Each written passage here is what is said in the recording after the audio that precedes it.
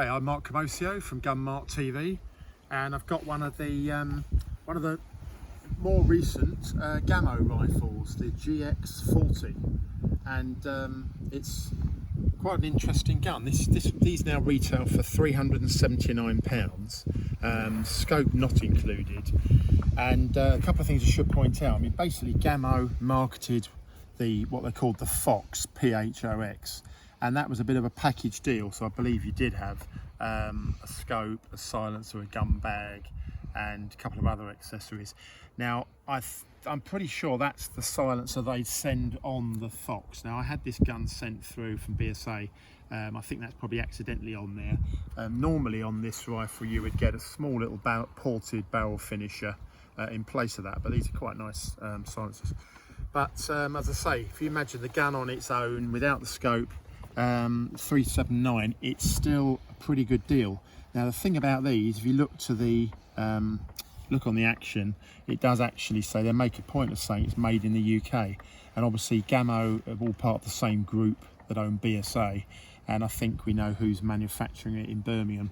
A further clue is of course the cold hammer forged barrel, and that BSA are renowned for their barrels, and that's at the moment that's a good thing, because they've had a good run in the competition circuit with their barrels on the R10, etc.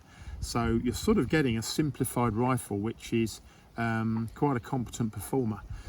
If we look around here, so you've got the sort of matte breech block, quite a nice bolt system. It's obviously multi-shot, which is utilising BSA's 10-shot magazines. You've got a very distinctive sort of Gamo style, I think they call it SAT, the smooth action trigger, which is an adjustable trigger. There is a very nice feel to the blade actually, quite a light first stage. Although it's synthetic, the blade, there's no reason to think that's a problem, because it's quite a nice precise setup. You've got an in-house, or in-guard rather, safety catch, so that just pulls back or forward, which is all very neat. Of course you've got this rather slick all-in-one moulding synthetic compound stock with a nice thumb hole feature. You've got moulded stippling there. You've got a sort of, if you look at just the width of it, you've got sort of a flared fore end, which is all quite nice. Now looking to the, so obviously you've got a butt set. That looks like it's going to adjust on the cheek piece, but it is just part of the moulding.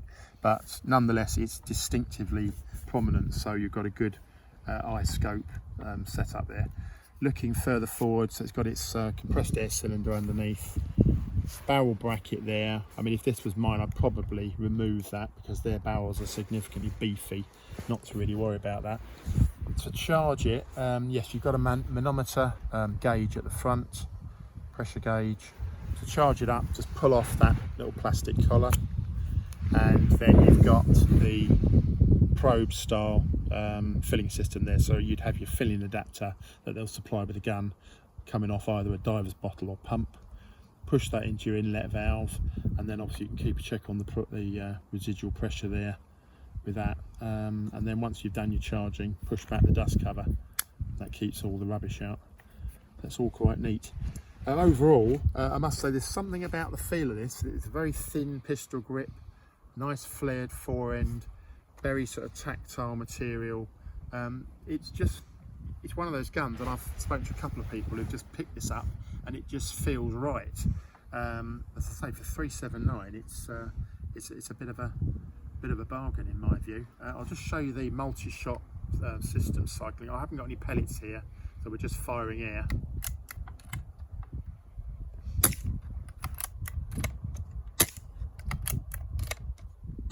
So you can see very slick cocking.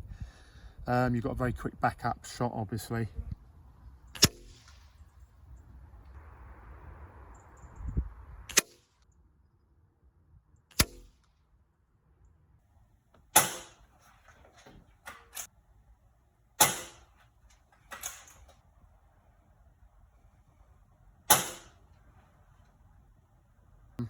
Yeah, all in all, a rather nice rifle. So that's the Gamo GX-40.